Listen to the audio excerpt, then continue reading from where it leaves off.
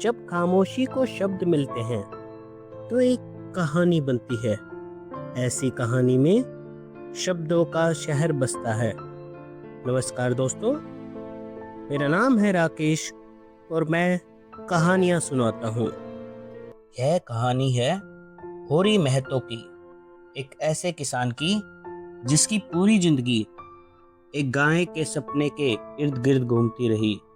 उसे लगा था कि एक गाय उसके घर में खुशियाँ लाएगी, लेकिन वही आगे चलकर उसके सबसे बड़े दुख का कारण बन गई। बेलारी गांव में सुबह हो चुकी थी। खेतों में ओस चमक रही थी। किसान हल लेकर खेतों की ओर जा रहे थे। इसी गांव की एक मिट्टी की झोपड़ी से होरी महतो बाहर निकला। उम्र लगभग 40 थी, लेकिन गरीबी और मेहनत ने उसे समय से पहले बूढ़ा बना दिया था। घर में पत्नी धनिया, बेटा गोबर और 2 बेटियां सोना और रूपा थी। धनिया ने उसे 2 सूखी रोटियां दी और कहा, दोपहर में खा लेना। होरी रोज की तरह खेत चला गया। सुबह से शाम तक मेहनत, दोपहर में सूखी रोटी और फिर थका हुआ घर लौटना। इतनी मेहनत के बाद भी गरीबी कम नहीं होती थी। खेत छोटा था, कर्ज बड़ा था और साहूकार का ब्याज हर साल बढ़ता जाता। फिर भी होरी का एक सपना था, एक दुधारू गाय। जब भी वह किसी के आंगन में गाय देखता, मन ही मन सोचता, काश मेरे घर भी एक गाय होती। उस समय गाय सिर्फ दूध नहीं, सम्मान की भी निशानी थी। धनिया अक्सर कहती, भगवान चाहेंगे तो हमारे घर भी एक गाय आएगी। तभी गली से आवाज आई, भोला 2 गाय बेचने आया है। होरी ने देखा और उसके मन में उम्मीद जाग गई।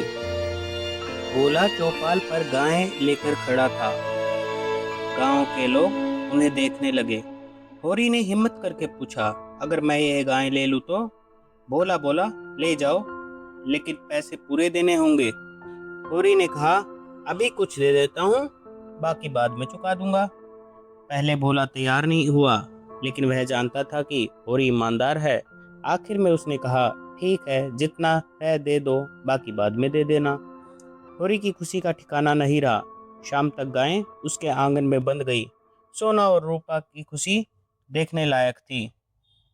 धनिया की आंखें भर आई। होरी बस चुपचाप गाय को देखता रहा। उसे लगा कि उसका सबसे बड़ा सपना पूरा हो गया। लेकिन यह खुशी ज्यादा दिन टिकने वाली नहीं थी। कुछ लोग खुश थे, लेकिन कुछ के मन में जलन पैदा हो चुकी थी।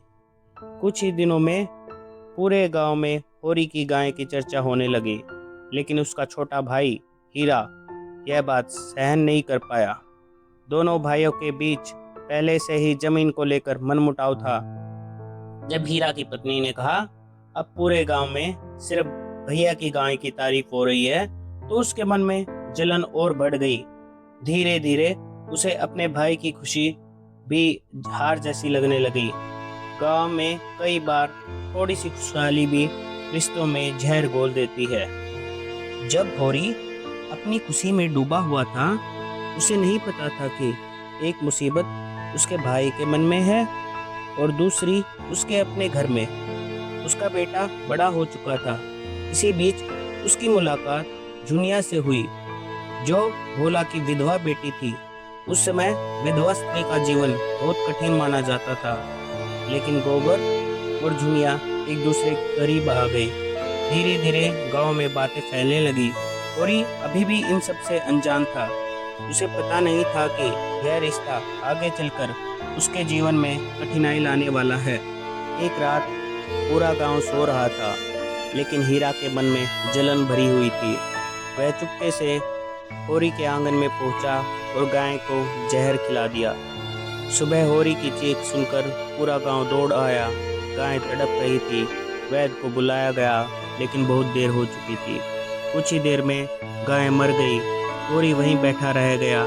जिस गाय के लिए वर्षों से सपना देखा था, वह एक रात में ही उससे छिन गई। गांव वालों का शक था कि यह काम हीरा ने किया है। पंचायत बुलाने की बात हुई, लेकिन उससे पहले ही हीरा गांव छोड़कर भाग गया। अब उसकी पत्नी और बच्चों की जिम्मेदारी भी होरी पर आ गई। एक ही दिन में उसने अपनी गायें, अपने भाई का साथ और अपनी खुशी खो दी। उस रात उसके मन में एक ही सवाल था कि अब आगे क्या होगा।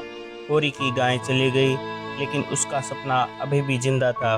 उसे उम्मीद थी कि एक दिन फिर उसके आंगन में गाय बंधेगी।